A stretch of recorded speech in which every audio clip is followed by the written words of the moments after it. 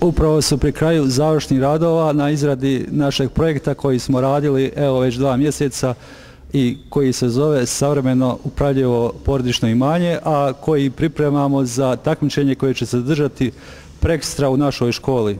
Mi ćemo vam sada predstaviti rad učenika Elektrotehničke škole Konjic koji se naziva Savremeno upravljivo porodično imanje.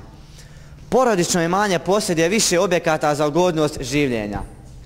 Kuću, 2 bazena, plastenik, ulazna vrata i vanjsku rasvjetu, komadnu tablu i razne druge zaštitne uređaje. Da ima regulaciju osvjetljenja u zavisnosti od načina rada. To jest manuelni rad kada po želji ručno uključujemo osvjetljenje u kući, što prikazujemo prebacivanje prekidača, i automatski rad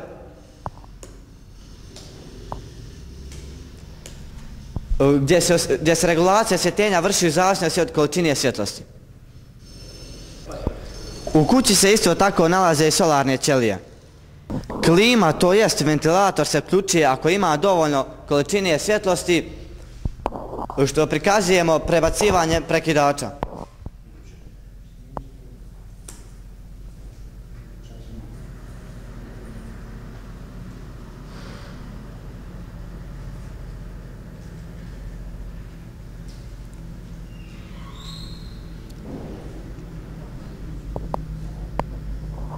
Zaštita od dima se aktivira ako se pojavi dovoljna količina dima, što manifestujemo zvučnim signalom.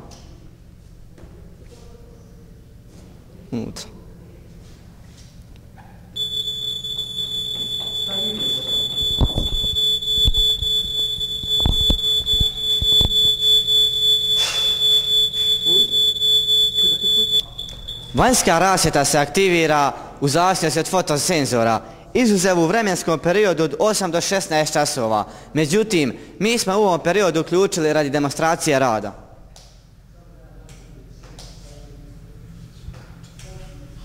Kuća treba da ima i zaštitu od provale, neovlašteni pristup.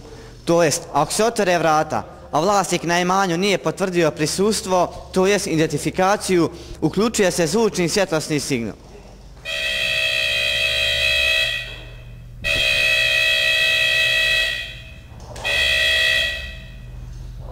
Potvrdi identifikaciju na imanju nema efekta. Ulazna vrata se otvaraju kada blizu nje naiđe automobil, što registruju senzori.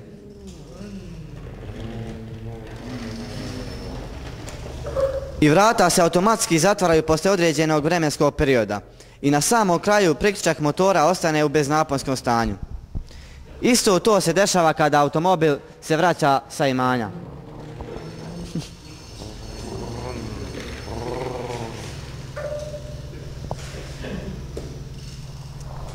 Imamo 2 bazena, glavni bazen i bazen za natapanje plastenika. Iz glavnog bazena se pumpom voda ubacuje u ovaj drugi bazen kada opadne nivo vode, što registruju sonde. Iz drugog bazena se voda slobodnim padom slijeva u plastenik preko elektromagnetnog ventila, koji se uključuje u zavisnosti prema želji vlasnika, što prikazujemo prebacivanjem prekidača i u određenom vremenskom ciklusu, što određuje sedmični vremenski tajmer.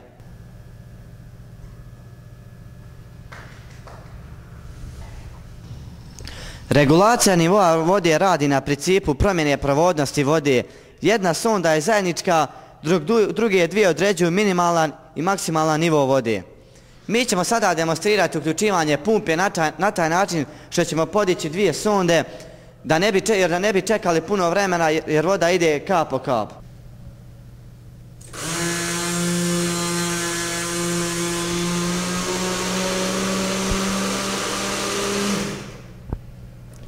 Ovu pumpu smo uzeli iz brisača automobila.